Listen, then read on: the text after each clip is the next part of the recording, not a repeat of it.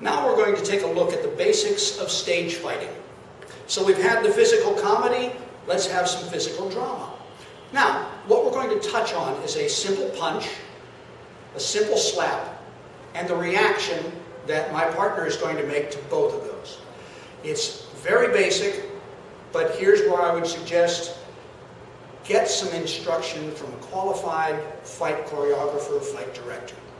Let them teach you with some hands-on help so that you'll have somebody there in person to answer your questions and help you along the way to get more and more involved in stage fighting. Because if you're going to do a play, if you're going to do a musical, if you're going to do a film or a television show, chances are pretty good you're going to have to slap somebody, punch somebody, or do something physical. So it's always a good thing to have a little bit of training in the background. Let's get started. So when you're talking about stage fighting, one of the first things you have to consider is safety. We're going to have to work together. If I'm going to throw a punch, I'm going to throw one tonight, and tomorrow night, and the next night. I want them to always be the same, and I want my partner to always walk away healthy.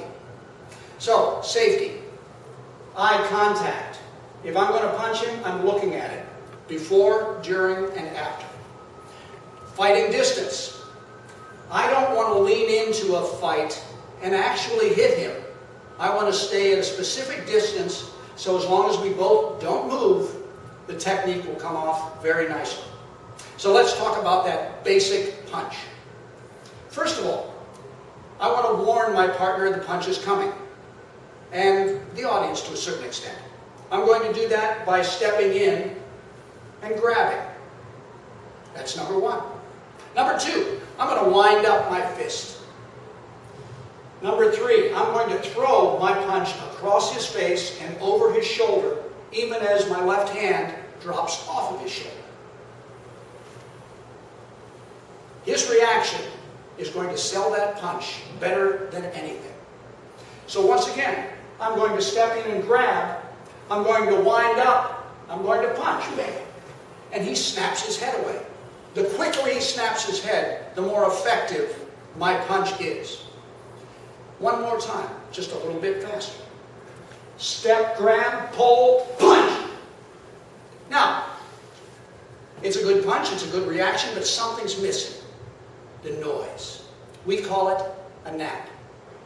A nap is basically clapping your hands to affect the idea that my punch landed and hit him in the jaw.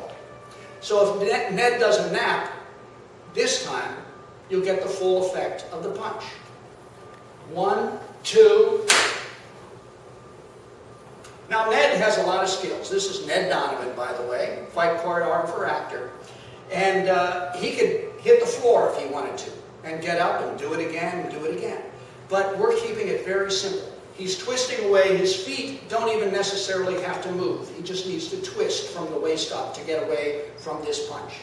So once again, I'm going to warn him, I'm going to wind up, I'm going to punch, all with eye contact, and it's going to close with a nap, with that noise. Here we go.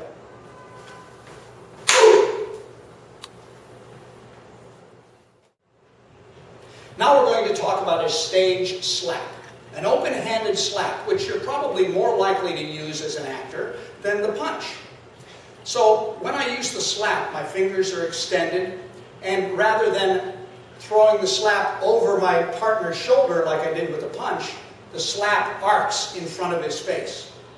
So if I show you the slap, here's the way not to do it. Ned, come here for a second. Watch this. You saw me miss. I missed by a good 6 or 8 inches.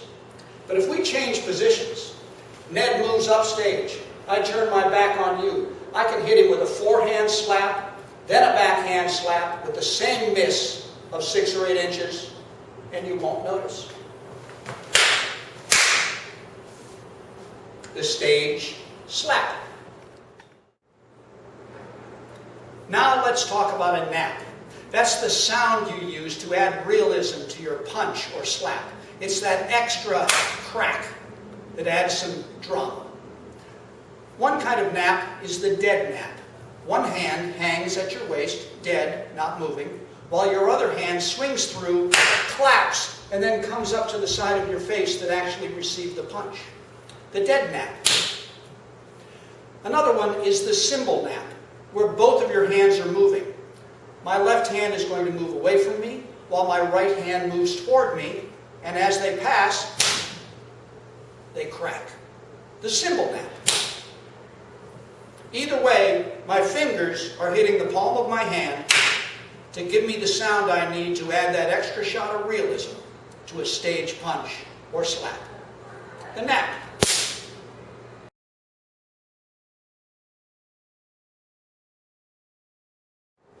Now let's talk about stage combat for you Shakespeare aficionados out there. One of these days, you're going to find yourself in a production of Hamlet, or Romeo and Juliet, or the Scottish play, and somebody's going to expect you to be able to handle a sword. So, if you're going to do that Shakespearean play with a sword, we don't need this hat, we need a sword. Kind of like this. This is a saber. It's made for tournament fencing. This is a sparring weapon. You have the blade, and from here up is called the hilt. The guard, the grip, the pommel. Right here, this is the knuckle guard, so this indicates that it's a saber. When I grab this sword, I'm not grabbing it with a death grip. I'm using my thumb and index finger to pinch the grip. These other three fingers will guide the blade for me. So, now that we've got this saber in our hands, let's go find somebody to fight with. First, let's start with some footwork. My feet are perpendicular to each other. My fighting foot is pointing at my opponent. My left foot, my rear foot, is pointing at you.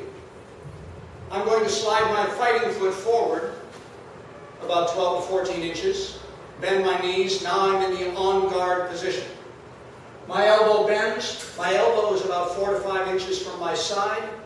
My blade tip is pointing at my opponent's head. I'm on guard. My left hand, I tend to keep behind my back. You can also keep it up here, a little more stylistic, as long as it's not out front and in the fight. So let's go through some basic techniques, one after the other. First, I'm going to split my opponent down the middle with a vertical line and across the middle with a horizontal line. That upper left quadrant is number one, the high backhand, and his corresponding block. Number two is a high forehand and a block. Number three, low backhand and his block. Number four, low forehand and block. Number five, I'm coming over the top as if I'm going to split him down the middle. He's got a horizontal block. Number six, I'm going to attack his feet with a backhanded swipe. And he's going to get his feet out of the way. Number seven, a backhanded cut to the head, and he's, of course, going to duck. Once again, from the very beginning, we're in the on-guard position.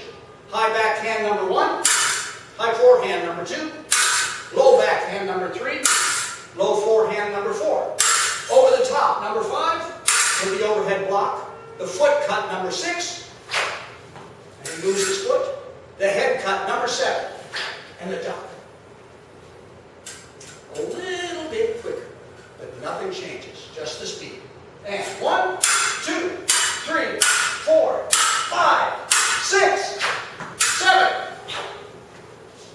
Those are the basic first 7 techniques, and those are the numbers that I use to describe those particular moves. A different fight choreographer, a different fight director is going to use different terminology. If you're in their studio learning from them, that's the terminology you use. But I'm just getting your feet wet. We're just getting started with stage fighting with swords. So now we're going to put together a couple of those basic techniques and create a very basic fight. We're going to be in our on-guard position. First technique is number 1, followed by 3. We're going to wait for a second. Again, 1, 3. We're going to wait for a second. 1, clash. We slam our bell guards together and grab each other's wrists. I'm going to push him away.